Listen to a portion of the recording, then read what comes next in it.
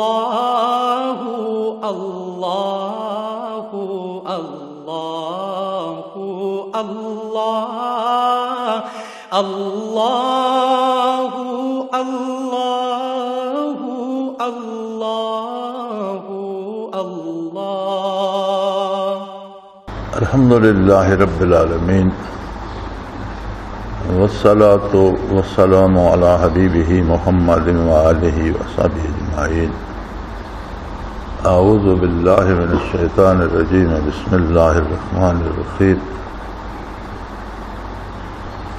وَإِذْ قَالَ رَبُّكَ لِلْمَلَائِكَةِ إِنِّي جَاعِلٌ فِي الْأَرْضِ خَلِيفَةً اللهم سبحانك لا علم لنا إلا ما علمتنا إنك أنت العليم الحكيم۔ مولاي صل وسلم دائما أبدا على حبيبك من زانت به الرسل۔ تخلیق انسانی کے بارے اللہ کریم نے فرشتوں کو مطلع فرمایا۔ ابھی آدم علیہ السلام کی تخلیق نہیں ہوئی تھی، تو اس تخلیق کا مقصد اس پہلے ارشاد عالی میں ارشاد فرما دیا، انی جاعل فی الارض خلیفہ، کہ میں زمین پر اپنا ایک نائب خلیفہ پیدا کرنا چاہتا ہوں۔ خلیفہ کیا ہوتا ہے اور نائب کسے کہتے ہیں؟ بنیادی مسئلہ یہ ہے کہ تخلیق انسانی کا مقصد جو اس کی تخلیق سے پہلے رب جلیل نے ارشاد فرما دیا وہ تھا خلافت ارض، یعنی روئے زمین پر اللہ کی مرضیات کو نافذ کرنا۔ خلیفہ جو ہوتا ہے اس کی اپنی مرضی یا رائے یا پسند کو دخل نہیں ہوتا، اور اگر وہ اپنی پسند کو دخل دیتا ہے تو اس کا مطلب ہے کہ اپنے عہدے اپنے کام میں خیانت کر رہا ہے۔ یہ جو بنیادی اور پہلا مسئلہ ہے، انسان کا آخری مسئلہ بھی یہی ہے۔ انسانی زندگی کے سارے نتائج کا مدار اسی ایک نقطے پر ہے۔ کوئی بھی فرد جہاں بھی ہے، کیا وہاں وہ اپنی چوائس اپنی پسند نافذ کرنا چاہتا ہے یا اللہ کی پسند نافذ کرنا؟ پوری انسانی زندگی اسی ایک نقطے کے گرد گھومتی ہے، اسی سے لوگ قرب الہی پاتے ہیں اور اسی میں خیانت کر کے سزا کے مستحق بن جاتے ہیں۔ جتنے جرائم، جتنی نافرمانیاں، جتنے بھی گناہ ہوتے ہیں، ان کی بنیاد یہ ہے کہ انسان اپنی حیثیت بھول کر اپنی مرضی سے فیصلے کرنا شروع کر دیتا ہے۔ جب وہ فیصلے اپنی مرضی سے کرتا ہے تو اپنے منصب سے خیانت کرتا ہے، اپنے فریضے سے بددیانتی کرتا ہے، سزا کا مستحق ہوتا ہے، یا پھر عظمت الہی کو پا لیتا ہے صدق دل سے، خلوص سے، اور اس کے احکام کو نافذ کرنے کی کوشش کرتا ہے، اللہ کا قرب پا جاتا ہے، زندگی میں کامیاب ہو جاتا ہے، آخرت میں کامیاب ہو جاتا ہے۔ اخروی کامیابی کا مدار دنیاوی زندگی کی کامیابی پر ہے، اور زندگی کی کامیابی دولت سمیٹنا نہیں ہے، زندگی کی کامیابی قرب الہی کو پانا ہے، دیانت داری سے اپنا فرض منصبی ادا کرنا ہے۔ نبی علیہ السلام کے وصال کے بعد سیدنا ابو بکر صدیق رضی اللہ عنہ سریرائے خلافت ہوئے تو انہیں خلیفہ رسول اللہ صلی اللہ علیہ وسلم کہا جاتا تھا۔ جب سیدنا ابوبکر صدیق رضی اللہ عنہ کا وصال ہوا اور سریرہ خلافت سیدنا فاروق اعظم ہوئے، تو جب انہیں خلیفہ رسول کہا گیا تو انہوں نے منع کر دیا، کہا نہیں، خلافت بہت بڑا منصب ہے اور خلیفہ وہ ہو سکتا ہے جو اس ذات میں فنائے تام رکھتا ہے، مجھے خلیفہ نہ کہا جائے۔ نبی کریم صلی اللہ علیہ وسلم نے آپ کے جنتی ہونے کی بشارت دی۔ نبی کریم صلی اللہ علیہ وسلم نے فرمایا جس طرح آسمان پر ستارے ہیں اس طرح عمر کی نیکیاں ہیں۔ آپ کا شجاع، بہادر، جاں فروش، اور سب سے بڑی فضیلت آپ کی یہ ہے کہ آپ مراد رسول تھے، نبی کریم صلی اللہ علیہ وسلم نے اللہ سے مانگ کر لیا تھا۔ آپ نے دعا فرمائی تھی کہ ابو جہل یا عمر میں سے ایک مجھے دے دے یا اللہ۔ اللہ نے، اللہ کا انتخاب تھا، سیدنا فاروق اعظم حضور کو عطا کر دیے گئے۔ میرے خیال میں کوئی دوسرا بندہ اس میں آپ کا شریک نہیں ہے۔ اس منصب جلیلہ اور ان عظیم اوصاف کا مالک،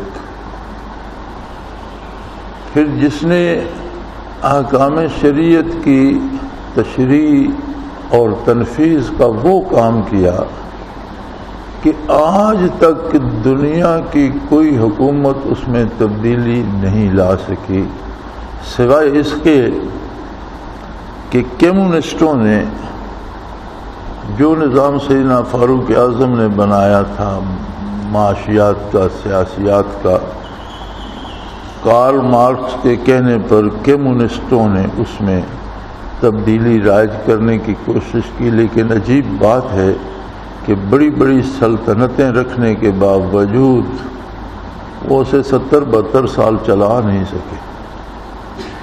جو 14 صدیوں سے چل رہا ہے اسے وہ 70-72 سال نہیں چلا سکے اور فیل ہو گئے اور واپس اسی کی طرف لوٹ رہے۔ یہ جو نظام بنایا گیا زمین کی پیمائش اور اس پہ پھر تحصیلیں ضلع اور اس پہ مزروعہ زمینوں کا حساب الگ، غیر مزروعہ کا الگ، ملکیت کا تصور اور وراثت کا تصور، عملاً تنفیذ اس کی، اس کے بعد سرکاری ٹیکسز کس طرح اور کس حد تک وصول کیے جائیں، جو ٹیکس وصول ہوتے ہیں ان سے عوام کو کیا فائدہ، ان پر کس طرح سے خرچ کیے جائیں، سیاسی طریقہ کار کیا ہو، انتظامی امور کیا ہوں، یہ فوج کا کردار کہاں تک ہے، سول کہاں تک جا سکتی ہے، عدالتوں کا کام کیا ہے اور سول انتظامیہ کا کیا، یہ سارا جو ایک حکومتی ڈھانچہ ہے، یہ اس کی تفصیل اور تشریح اور تنفیذ کا کام سیدنا فاروق اعظم رضی اللہ عنہ سے اللہ کریم نے لیا، کیونکہ سلطنت پھیل چکی تھی بہت سے ممالک تک اور وسیع سلطنت ہو چکی تھی، اور اس میں یہ سارے انتظام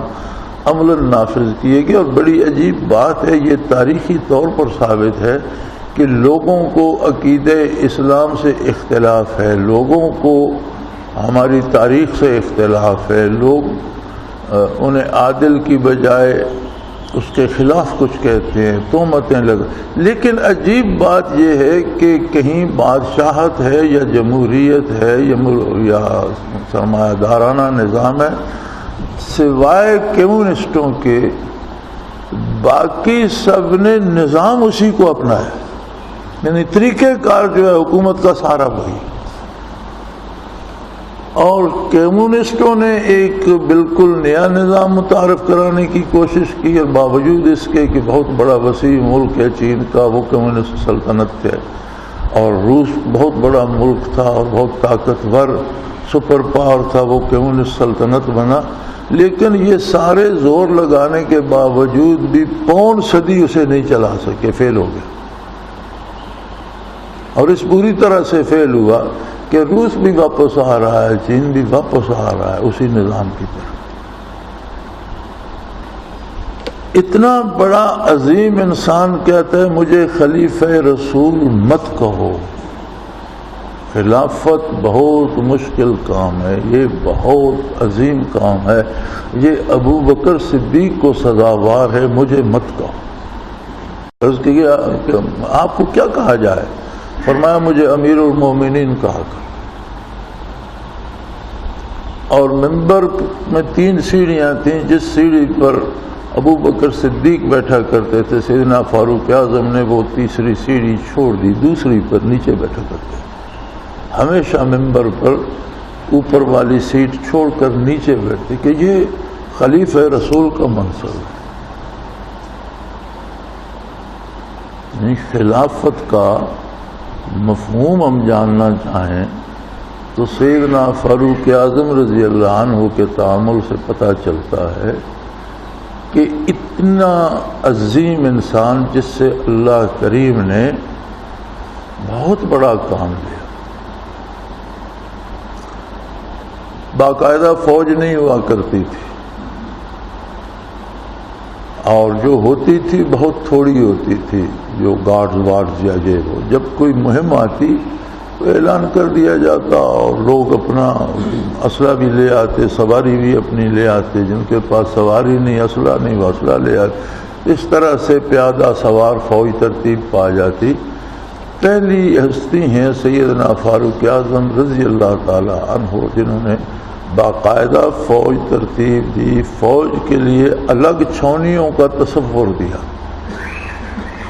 کہ فوجیوں کو شہریوں سے میل جول نہیں رکھنا چاہیے اور انہیں پوری توجہ اپنی فوجی تربیت پہ رکھنا چاہیے، لہذا شہری آبادی سے الگ دور چھاؤنی بنائی جائے۔ بلکہ کوفہ شہر بنیادی طور پر چھاؤنی تھی، بنائی گئی تھی سیدنا فاروق اعظم رضی اللہ عنہ کے زمانے میں، اور ان کی ضرورت کی چیزیں چھاؤنی میں میسر کی جائیں، جو بھی انہیں چاہیے چھاؤنی میں ایسی دکانیں بنائی جائیں جو فوجیوں کی ضروریات پوری کریں، انہیں شہر میں عام آدمیوں سے بازار میں جانے کی ضرورت پیش نہ آئے۔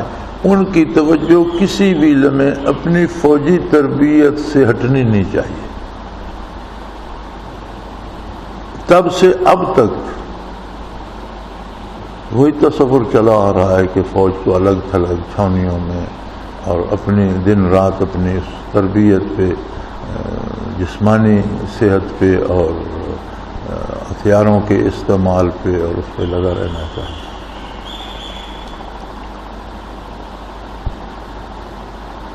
تو اللہ کا عظیم بندہ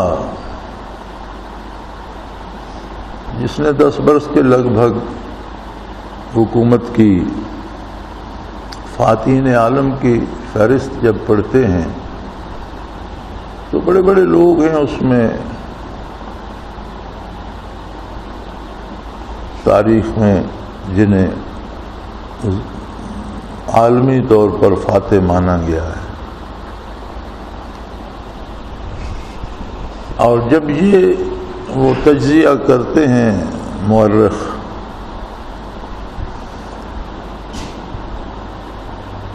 تو ایک فہرست بنی ہے، اس نے 50,000 مربع میل علاقہ فتح کیا، اس نے 1 لاکھ مربع میل۔ سب سے زیادہ فاتحین عالم میں سے مجھے اب نام یاد نہیں کس کا نام ہے اس میں، لیکن مجھے علاقہ یاد ہے کہ 1.5 لاکھ مربع میل علاقہ اس نے فتح کیا۔ یہ آخری نام ہے فاتحین عالم کی فہرست میں۔ اور پھر بہت دور جا کر سیدنا فاروق اعظم کا اس میں گرامی آتا ہے کہ یہ ایک ایسا فاتح ہے جس کے 10 سالہ عہد میں 26 لاکھ مربع میل علاقہ فتح، یعنی 1.5 سے 26 لاکھ کے درمیان کسی کا نام نہیں، اور جن میں 35,000 ایسے شہر تھے جو بین الاقوامی تھے، بڑے بڑے قلعے اس میں اور بڑے بڑے فوجی مراکز تھے۔ پھر صرف فتح نہیں کیا، پھر اس کے ساتھ ایک اور عجب تاریخ ملتی ہے کہ فاتحین عالم نے علاقے فتح تو کیے لیکن مخلوق کو تحقیق کر دیا، کشتوں کے پشتے لگا دیے، مکان جلا دیے، آبادیاں راکھ کے ڈھیر میں تبدیل کر دیں، حتیٰ کہ فاتحین نے جنگلی جانوروں تک کو معاف نہ کیا اور چشموں اور کنووں میں زہر پھینک دی اور تیروں اور نیزوں سے جانوروں کو مارا، یعنی جہاں سے گزرے بربادیوں کے نشان ثبت کرتے گئے۔ اور جس نے 26 لاکھ مربع میل علاقہ فتح کیا اس نے چپے چپے کو سرسبز و شاداب کر دیا، کسی بوڑھے کی کراک، کسی خاتون کی چیخ، کسی بیوہ کا آنسو اور کسی بچے کی ہائے سنائی نہیں دیتی۔ ایسا انتظام فرمایا کہ مومن تو مومن، کافر بھی خوشحال اور مطمئن ہو گئے، اور پہلی دفعہ اسلام کے زیر سایہ غیر مسلم کو بھی انصاف نصیب ہوا۔ اب یہ ہستی کہتی ہے مجھے خلیفہ نہ کہو، خلیفہ کہنے سے ذمہ داریاں بہت بڑھ جاتی، مجھے مسلمانوں کا امیر کہو، امیر المومنین کہو۔ اور تب سے پھر امیر المومنین کا لفظ رائج ہوا۔ اللہ کریم فرماتے ہیں انی جاعل فی الارض خلیفہ، ہر انسان اس خلافت عرضی میں شریک ہے۔ اب خلافت کا حق وہ کیسے ادا کرتا ہے؟ بنیادی طور پر اس کی اپنی پسند و ناپسند ختم ہو جائے، بنیادی طور پر آگے کام تب کر سکتا ہے جب اس کی اپنی پسند یا ناپسند نہ رہے۔ یہ کام کروں گا تو مجھے کیا فائدہ ہوگا، یہ کام کروں گا تو میرا کیا جائے گا، اس میں رہے گا تو پھر خلافت نہیں۔ صرف ایک بات پہ نظر ہو کہ مجھے کرنا کیا ہے، اس میں جان جائے گی یا اس میں آرام آئے گا یا دکھ آئے گا، اس میں تکلیف ہوگی یا سہولت ہوگی، اس میں ناموری ہوگی یا بےزتی ہوگی، جو ہوگا ہوگا، اس سے غرض نہ رکھے، پوری دیانت سے متوجہ اس طرف ہو کہ میرے لیے حکم کیا ہے۔ اور جنہوں نے اس کا حق ادا کر دیا تاریخی اعتبار سے، اغیار اور غیر مسلم بھی جس کے قائل ہیں، وہ خود لرزاں و ترساں ہیں کہ مجھے خلیفہ نہ کہو، اس لیے بہت عظیم منصب ہے، رسول اللہ کا خلیفہ ہونا یہ میرے بس کا کام نہیں ہے، یہ ابو بکر صدیق کو زیر دیتا ہے مجھے مسلمانوں کا امیر کہو۔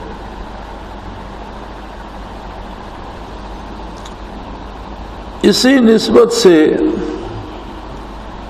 جیسے رسول اللہ صلی اللہ علیہ وسلم کے خلیفہ تھے ابو بکر صدیق، تو اس کا مطلب ہے وہ امین تھے علوم نبوت کے بھی، وہ امین تھے فیوزات نبوت کے بھی، اسی سرچشمہ حیات سے علوم نبوت بھی پھیلے، اسی سرچشمہ حیات سے فیوزات و برکات نبوت بھی پھیلی۔ اگلے روز بھی اس پہ بات نسبت کے اعتبار سے ہوئی تھی۔ اور جب غیر مسلم مورخین بحث کرتے ہیں تو وہ یہاں آ کر رک جاتے ہیں کہ جتنی بڑی ہستی دنیا سے اٹھتی ہے وہاں اتنا بڑا خلا پیدا ہوتا ہے۔ اب جہاں خلا پیدا ہوتا ہے تو فضا میں خلا نہیں رہتا، مختلف چیزیں اسے پر کرنے کے لیے مختلف گیسز، مختلف ہوائیں دوڑتی ہیں۔ اس خلا کو گرد و غبار سے بچا کر صاف ستھرا رکھ کے پر کر لینا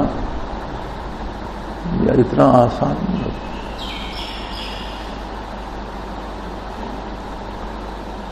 چنانچہ جب نبی کریم صلی اللہ علیہ وسلم نے چشم عالم سے پردہ فرمایا تو ایک طوفان جھوٹے مدعیان نبوت کا ایسا اٹھا کہ جس میں 2 تو عورتیں بھی تھیں نبوت کا دعویٰ کرنے والی، اور غالباً 7 بڑے بڑے مدعیان نبوت کذاب جو تھے، ان 2 عورتوں سمیت یہ 7 عہد صدیقی میں اپنے انجام کو پہنچے، جن میں مسلمہ ایک اکیلا ایسے تھا جس کے پاس 40,000 جنگجو سپاہی تھے.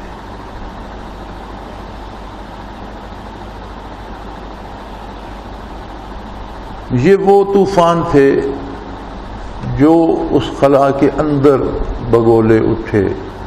آدھے لوگوں نے کہا جی عہد رسالت میں ہم زکوٰۃ دیتے تھے، اب ہم اپنی زکوٰۃ خود کریں گے، مرکز کو نہیں دیں گے.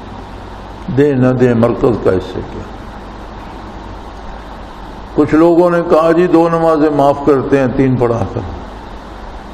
یہ نئے نبی پیدا ہو گئے، نئی باتیں آ گئیں. اور مسلمانوں کی حالت زار یہ تھی کہ انہیں 2 عالم تاریک نظر آ رہے تھے. حضور کا وصال ہو چکا تھا. جو اسلامی سرحدات پر بڑی بڑی ریاستیں تھیں دنیا کی سپر پاور اس زمانے کی، انہوں نے اپنی فوجیں بارڈر پہ لگا دیں کہ اس ریاست کو ختم کیا جائے. اب روم کے مقابلے میں ایک لشکر نبی کریم صلی اللہ علیہ وسلم نے تیار فرمایا تھا جسے رخصت ہونے سے پہلے حضور کا وصال ہو گیا، لیکن لوگ مقرر تھے، امیر لشکر مقرر تھے. سیدنا فاروق اعظم، سیدنا ابو بکر صدیق رضی اللہ عنہ انہوں نے حکم دیا کہ یہ لشکر اپنے کام پہ جائے گا جو حضور نے متعین فرمایا. جو کچھ حضور نے ارادہ فرمایا اسے کوئی نہیں روک سکتا. اب وہ لشکر روانہ ہو گیا. فرمایا مسلمہ کذاب پہ فوج کشی کی جائے. منکرین زکوٰۃ کا مسئلہ پیش آیا، فرمایا ان کے ساتھ تلوار کے ساتھ فیصلہ ہو. سیدنا فاروق اعظم جس عظیم ہستی کی بات میں کر رہا ہوں، وہ تک چیخ اٹھے. انہوں نے کہا امیر المومنین آپ کیا کر رہے ہیں، کہاں لڑیں گے. سپاہ آپ نے روما کی طرف بھیج دی، جو بچے ان کو مسلمہ کی طرف بھیجنا. مسلمہ کے ساتھ 40,000 جنگجو سپاہی ہیں اور پتھریلا اور پہاڑی علاقہ اور بڑے جفاکش لوگ ہیں اور وہ لڑنا جانتے ہیں.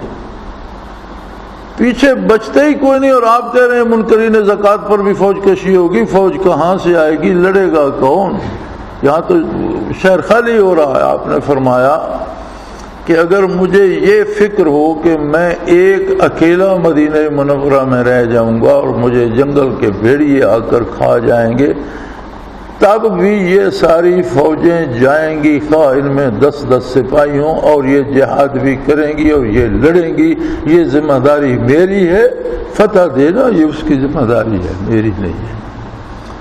اور آپ نے فرمایا مجھے اللہ کی قسم جس کے قبضہ قدرت میں میری جان ہے، جو کچھ حضور نے فرما دیا اس میں کوئی ایک نقطہ بڑھائے گا یا ایک نقطہ کم کرے گا تو اپنے سر پہ میری تلوار پائے گا.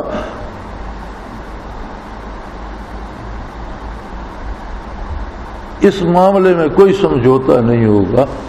اور یہ ہوتا ہے حق خلافت. اور کافر مورخ بھی لکھتے ہیں کہ بہت عظیم انسان تھا جس نے حضور صلی اللہ علیہ وسلم کے وصال کے بعد پھر امت کو سنبھال لیا. اور اس طرح کے جتنے طوفان اٹھے انہیں برداشت کیا. یہ ہمیشہ ہوتا ہے. اسے آپ دینی تحریکوں میں لیں یا سیاسی تحریکوں میں لیں. آپ کے پاس سیاسی لیڈر، سیاسی قیادت پاکستان بنانے والی محمد علی جناح تھے. محمد علی جناح کی وفات کے بعد آج تک 60 برسوں میں آپ نہیں سنبھل سکے. ہر تال آزما اس ملک پہ حکومت کرتا ہے. آج تک متفقہ حکومت عوام کی نہیں بن سکی اور نہیں چل سکی.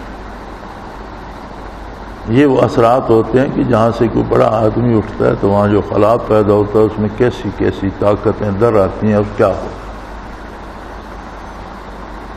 تو خلافت یہ ہے کہ ان سارے طوفانوں کا مقابلہ کر کے اس مقصد کو زندہ رکھا جائے جس کی خلافت نصیب ہوئی. اتنا آسان کام نہیں ہے. حضرت علی کرم اللہ وجہ الکریم کے زمانہ خانہ جنگی کی نظر ہوا تو کسی نے اس عہد کے بندے نے آپ پر سوال کر دیا. وہ ایسا زمانہ آ گیا تھا کہ اب معترضین بھی پیدا ہونے لگ گئے تھے. سیدنا عثمان رضی اللہ عنہ کو ظلماً شہید کرنے والے بھی پیدا ہو گئے تھے، طرح طرح کے لوگ تھے۔ تو کسی نے یہ سوال کر دیا کہ پہلے خلفاء کا زمانہ تو بہت مزے سے گزرا اور اسلام بھی پھیلتا رہا اور اسلامی سلطنت بھی پھیلتی رہی، اور آپ کی باری آئی تو ریاست کا پھیلنا تو محدود ہو گیا، فوجیں معاذ پر کیا لڑیں، خانہ جنگی شروع ہو گئی۔ تو انہوں نے فرمایا کہ پہلے جو تھے خلفاء انہوں نے حکومت مجھ جیسے لوگوں پر کی، اور جب میری آئی تو مجھے تم جیسے لوگوں پر حکومت کرنا پڑ رہی ہے۔ جب میری باری آئی تو مجھے تم جیسے لوگوں کے ساتھ گزارا کرنا پڑ رہا، یہ فرق ہے۔ تو بہرحال انسان کی بنیاد جو تھی وہ تھی خلافت الہی۔ اگر خلافت رسالت پناہی اتنا عظیم ذمہ داری ہے کہ فاروق اعظم جیسی ہستی کہتی ہے مجھے خلیفہ رسول نہ کہو، بہت بڑی ذمہ داری، مجھے امیر المومنین کہو، تو میں اور آپ ہم اللہ کے خلیفے ہیں، خلافت عرضی کے امین ہیں۔ اب دیکھ لیجئے کہ حق خلافت کتنا ادا ہوگا۔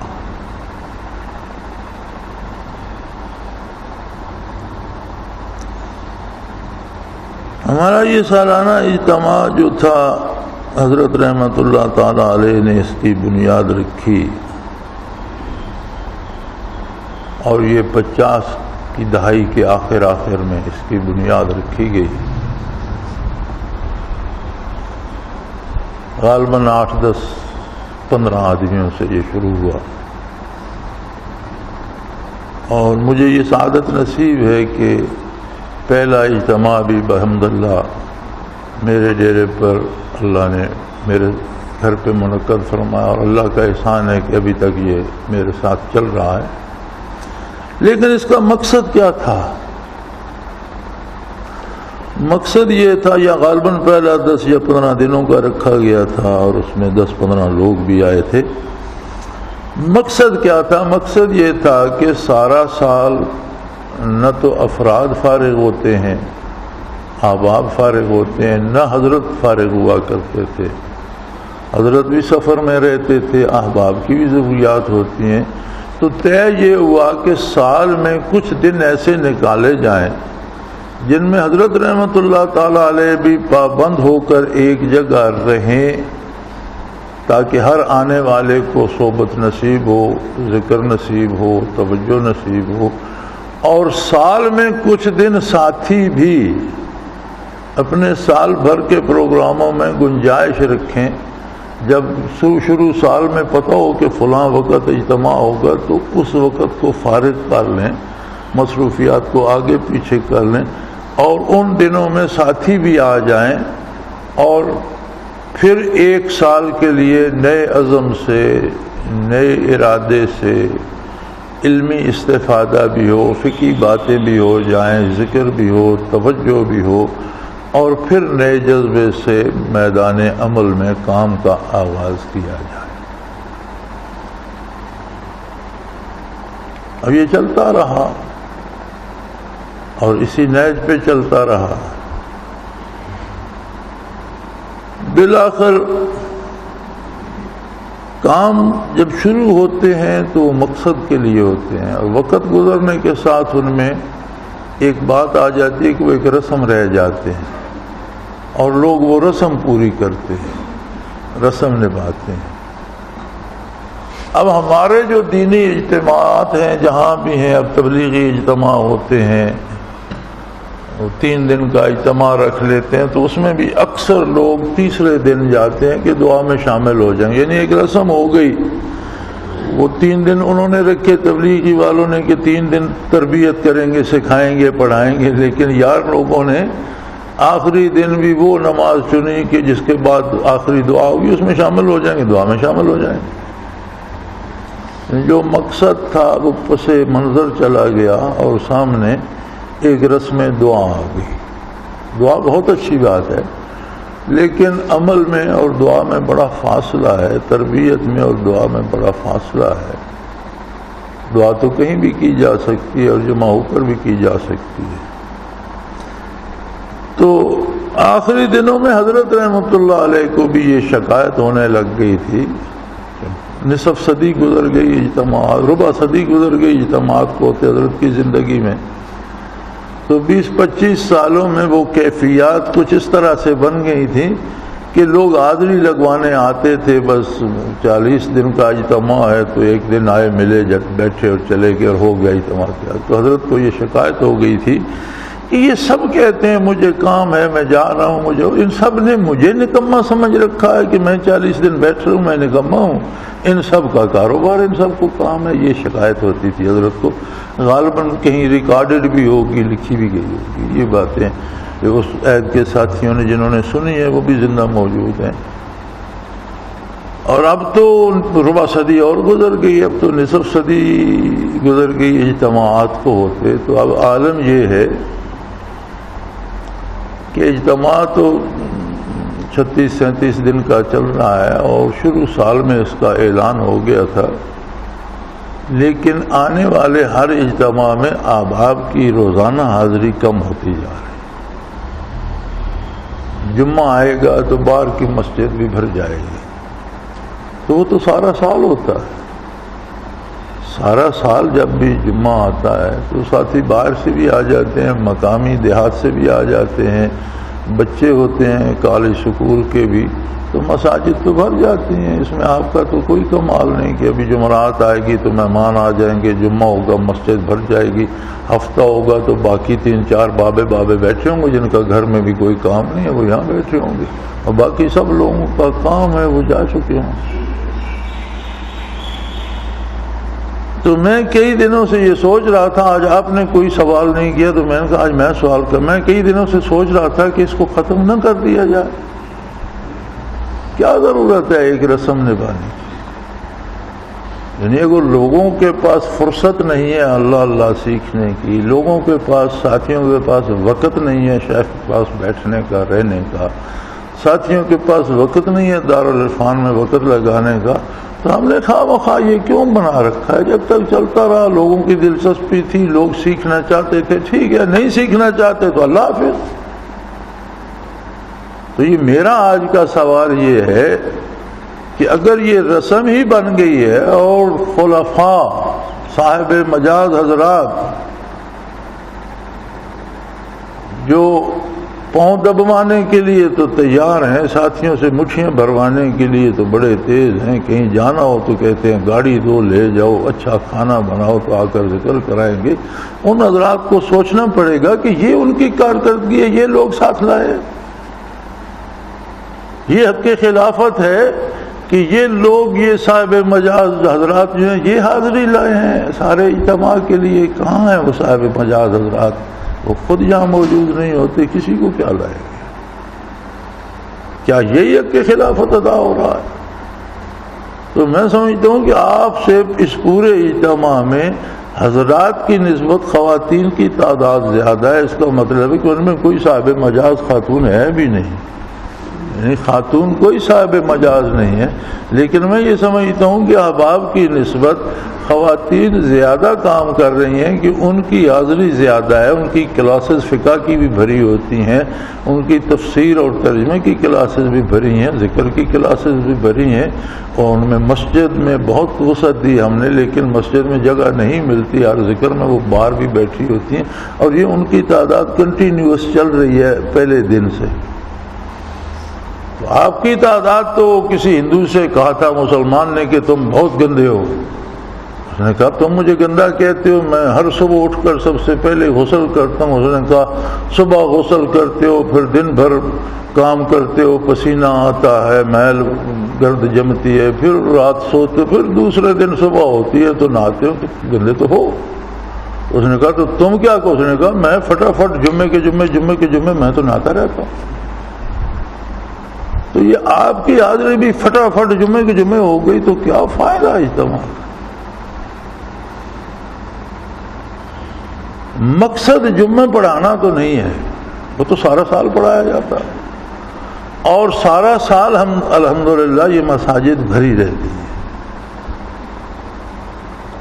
ارد گرد سے لوگ آ جاتے ہیں، باہر سے ساتھی جمعے کے لیے آ جاتے ہیں، پنڈی سے، لاہور سے، ملتان سے، سرگودا سے، فیصل آباد سے، پشاور سے، پھر اکیڈمی کے بچے ہوتے ہیں، کالج کے، اسکول کے، دیہات کے لوگ ہوتے ہیں، تو جمعے کو تو مساجد بھر جاتی ہیں۔ تو اگر اجتماع میں بھی جمعے ہی بھرنی ہے تو جمعے ویسے بھی بھر جاتی ہے، تو پھر اس سارے تکلف کی، اور اتنے باورچی رکھو، اور اتنے دانے پسواؤ، اور اتنے جانور منگاؤ، اور اتنا دودھ ہونا چاہیے، اتنا گوشت ہونا چاہیے، اتنا غلط، اس سارے تکلف کی کیا ضرورت ہے؟ کبھی آپ نے سوچا کہ آپ کے گھر میں 2 مہمان آ جائیں تو کتنی افراتفری مچتی ہے؟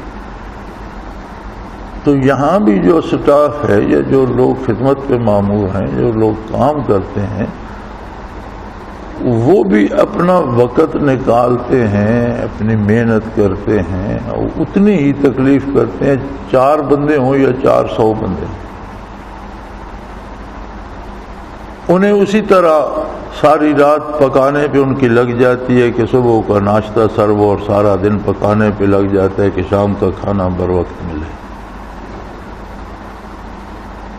اسی طرح جانوروں کا انتظام گوشت کا کرنا پڑتا ہے۔ یہاں تو یہ انتظام ہوتا ہے کہ آپ کو قصاب کا گوشت بھی نہ ملے، یہاں سے اپنے جانور ذبح کر کے کھلائے جائے، کم از کم زیادہ سے زیادہ صالح پاکیزہ غذا ملے، اور وقت ملے، توجہ ملے، 3 4 5 ٹائم ذکر ملے، اور سارے تفکرات چھوڑ کر کچھ دن ذکر پہ تو آپ کے پاس فرصت ہی نہیں ہے، تو پھر اس سارے تکلف کی کیا ضرورت؟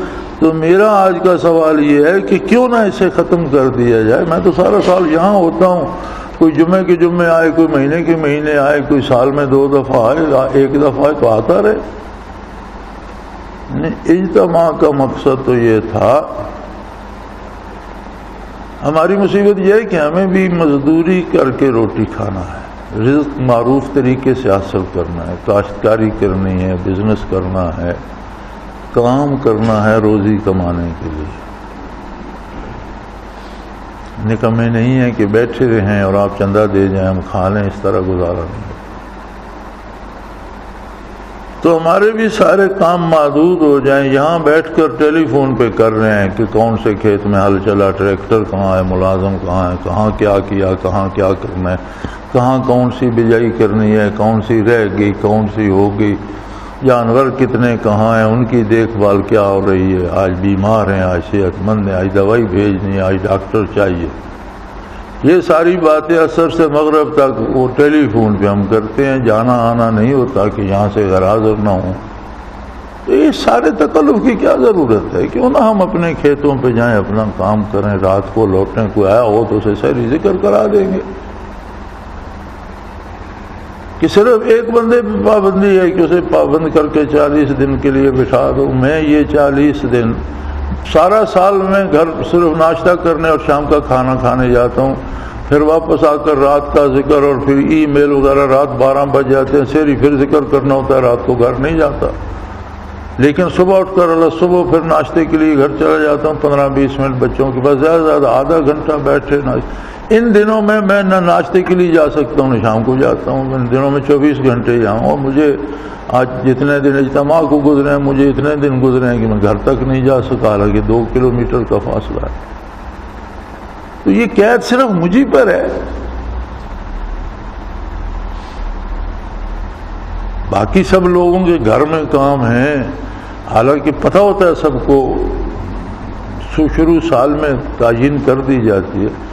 تو اگر یہ اس کے لیے آپ لوگوں کے پاس فرصت نہیں ہے، صاحب مجاز حضرات کی کارکردگی تو نظر آ رہی ہے کہ بڑی محنت کی خلفاء نے، کہ کوئی بندہ ہی نہیں ہے مسجد میں، یہ محنت ہی کا ثمر ہے۔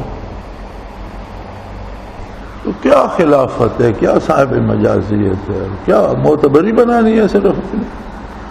وہی مسئلہ کہ اللہ نے انسان کو خلیفہ بنایا، انسان خود آ کر یہاں چودھری بن کے بیٹھ گیا، جائے گا تو وہ چلے گا۔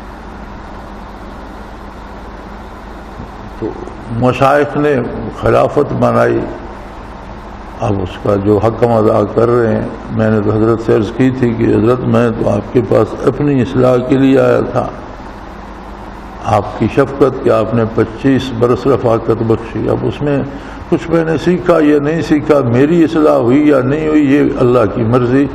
آپ نے اپنی شفقت، مہربانی، تربیت کا حق ادا کیا. اب یہ خلافت کسی اور کو دیجئے. میں جس طرح آپ کی خدمت کرتا، میں ممبر پہ بیٹھ کے بتا رہا ہوں، بالکل یہی بات. الفاظ بدل سکتے ہیں، مفہوم نہیں. کہ جسے بھی آپ نامزد کریں گے میں اس کی اسی طرح خدمت کرتا رہوں گا جس طرح آپ کی کرتا رہا. اور یہ پیری فقیری میرے بس کی بات نہیں ہے، نہ میرا باپ پیر، نہ دادا پیر، نہ ہمیں اس کے طریقے آتے ہیں، نہ لوگوں سے ملنے کا ڈھنگ آتا ہے. تو یہ آپ ذمہ داری مجھے نہ دیجیے کسی اور کے گلے ڈال. اب یہ اللہ کی مرضی، مشائخ کی مرضی، حضرت کی مرضی. حضرت نے فرمایا میں مشائخ کے روبرو، لنگر مخدوم کی تقریر ابھی پڑھی ہے کہ میں مشائخ کے روبرو، مشائخ کی مرضی اور اپنی پسند سے سارا بوجھ تمہارے گلے میں ڈالوں. جن دو کو اجازت دی انہیں بھی یہ قید لگائی حضرت نے، کیسٹ ابھی پڑھی ہے کہ تم فنا فی رسول میں بیعت نہیں کرا سکتے، تربیت کر سکتے ہو، بیعت کرانے کے لیے تمہیں اسی شخص کے پاس جانا ہوگا.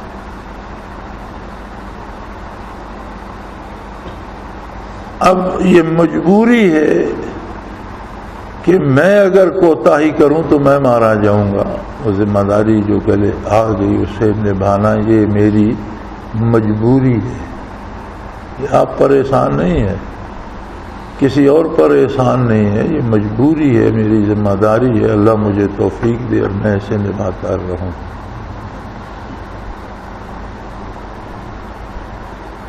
لیکن یہ تو کوئی اجتماع کے لیے ضرورت نہیں، میں سارا سال یہی ہوتا ہوں. پھر اگر آپ لوگوں کے پاس اجتماع میں آنے کی فرصت نہیں ہوتی، یا آپ لوگوں نے اسے رسم سمجھ لیا ہے کہ بھئی جب آخری دن آئیں گے تو ہم بھی شریک ہو جائیں گے اور آخری ہفتے میں چلے جائیں گے. پھر کچھ لوگ ہیں وہ آخری جمعے کو آئیں گے، کچھ لوگ ہیں جو جمعے کی بھی بعد دعا کے لیے پہنچیں گے کہ ہم بھی دعا میں شریک ہو جائیں گے. کیونکہ رسم بن گئی نا، وہ جو ایک کام تھا، جو مقصد تھا وہ نہ رہا، ایک رسم بن گئی جی ہم بھی گئے دعا میں شریک ہو گئے. تو اگر اسے بطور رسم ہی لینا ہے تو پھر یہ سارا بوجھ ان چند بزرگوں پر. اب زمانہ ایسا آ گیا کہ بابوں سے تو ویسے بھی گھر والے تنگ ہوتے ہیں نا، گھر میں کھنگارتے ہیں اور پکھے چلاتے ہیں اور بلب توڑتے ہیں، تو کہتے ہیں مسجد میں جا کر پکا لگا لو سو جاؤ. گاؤں میں ویسے بھی بابوں کو گھروں سے بھگا کر مساجد میں بھیج دیتے ہیں کہ بل مسجد کا آتا ہے، جاؤ پانی مسجد کے وہاں نہا کے پنکھا لگا کے گرمی ہے سو جاؤ. اگر انہی بزرگوں کو آپ نے یہاں دھکا دینا ہے تو یہ تو مساجد آپ کے گاؤں میں بھی ہے، بابوں سے جان دو وہاں بھی چھڑائی جا سکتی ہے. سب کو اتنی تکلیف کیوں کرتے ہو یہاں بھیجنے کی؟ تو سوچئے. اور جو حضرات مجازین ہیں اولیت ان کو ہے اور پھر احباب کو. میرے سوال کا جواب بھی سوچ رکھیے، پھر مجھے پہنچا دیجیے گا کہ کیا یہ شور شرابہ ختم کر دیا جائے، ویسے جو چل رہا ہے سارا سال چلتا رہے، اور خواہ مخواہ کا یہ اجتماع کا تکلف نکال دیں جب کسی نے آنا جانا نہیں تو اس کی کیا ضرورت. حکومت کی سیکیورٹیز ہیں اور خفیہ ایجنسیاں تو انہیں الگ مصیبت پڑی ہوئی ہے کہ نام تو اجتماع ہے، وہ الگ دھکے کھاتے پھرتے ہیں کہ پتہ نہیں کتنے لوگ آگے وہاں کیا ہو گیا، کیا پڑھا رہے ہیں، کیا بتا رہے ہیں، پتہ نہیں کیا غضب اٹھانے والے ہیں یہ. اور اخراجات بھی ویسے، ملازموں کے تکلف بھی ویسا، اور ہماری ذمہ داریاں بھی ویسی، اور آنے والے جو ہیں وہ. تو ان بزرگوں کو حضرت فرماتے تھے کہ جب بابا بوڑھا ہو جائے اس کی نظر نہ رہے تو کہتے ہیں جاؤ مسجد میں جا کر آرام کرو. پھر اس کے ہاتھ میں لاٹھی ہوتی ہے، اسے وہ کوزے بھی ملتے تو نہیں، وہ لاٹھی سے تلاش کرتا ہے، کسی کا گلا توڑتا ہے، کسی کی سنت توڑتا ہے. ٹوٹتے زیادہ ہیں، پکڑتا کم کو ہے کہ لاٹھی سے ڈھونڈ رہا ہوتا ہے. مٹی کے کوزے ہوتے ہیں، وہ ٹھک ٹھک مارتا ہے، وہ گرتے ہیں نیچے، کسی کی سنت ٹوٹ گئی، کسی کا گلا ٹوٹ. 3 توڑے اور 1 بابے کے قابو آیا. اگر انہی بزرگوں کو آپ نے یہاں بھیجنا ہے اور ہم نے روزانہ یہی کام کرنا ہے کہ وہ غسل خانے صاف کرو، وہاں بابے نہیں جا سکتے، یہ صاف کرو بابوں کے لیے، یہ اجتماع کا بڑا عظیم کام ہے. ہماری مصیبت اب یہ ہے کہ دور والے غسل خانوں کی بجائے نزدیک والوں کو وہ عیسائی وغیرہ لا کر صاف کرو کہ بابے دور نہیں جا سکتے. بڑی اجتماع کا مقصد ہو گیا. تو کیا ضرورت ہے سارے تکلف؟ تو آپ اس کا جواب سوچ سمجھ کر دیجئے گا. سوال تو میں نے کر دیا، آپ دیکھیں جواب آپ کے ذمہ ہے. آخر دعوانا ان الحمد للہ رب العالمین. اللہ اللہ اللہ اللہ اللہ اللہ اللہ اللہ. حضرت امیر محمد اکرم آبان مد ذلہ العالی دارالعرفان منارہ ضلع چکوال میں سالہ سال سے قرآن و حدیث کے اوپر خطابات کر رہے ہیں اور سلسلہ نقشبندیہ اویسیہ کے مطابق لوگوں کو ذکر الہی کی تربیت دے رہے ہیں. وہ قرآن پاک کی تفسیر ترتیب وار بیان کر رہے ہیں. تفسیر قرآن کو وہ موجودہ ملکی اور بین الاقوامی حالات کے مطابق بیان کرتے ہیں. موٹر وے سے کلر کہار کے انٹرچینج سے نکلتے ہوئے کلر کہار کی جھیل سے ہوتے ہوئے میانی، بوچھال اور نور پور سے گزرتے ہوئے دارالعرفان منارہ پہنچ سکتے ہیں. حضرت امیر محمد اکرم آبان نے بچیوں اور بچوں کی دینی اور دنیاوی تعلیم کے لیے سقارہ اکیڈمی کے نام سے ایک درسگاہ بھی قائم کی ہے، جس کا افتتاح ملک پاکستان کے صدر جنرل محمد ضیاء الحق نے اپنے دست مبارک سے کیا تھا.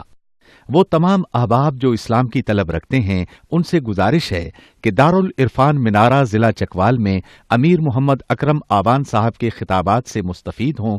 وہ ہر جمعے کو نماز سے پہلے بیان فرماتے ہیں.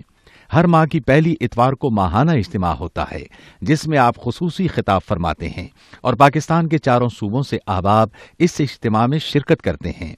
اس کے علاوہ یہاں سال میں 2 مرکزی اجتماعات بھی ہوتے ہیں. ایک رمضان المبارک میں اعتکاف کا اجتماع اور دوسرا جولائی اور اگست میں 40 دن کا اجتماع ہوتا ہے جس میں روحانی تربیت کی جاتی ہے.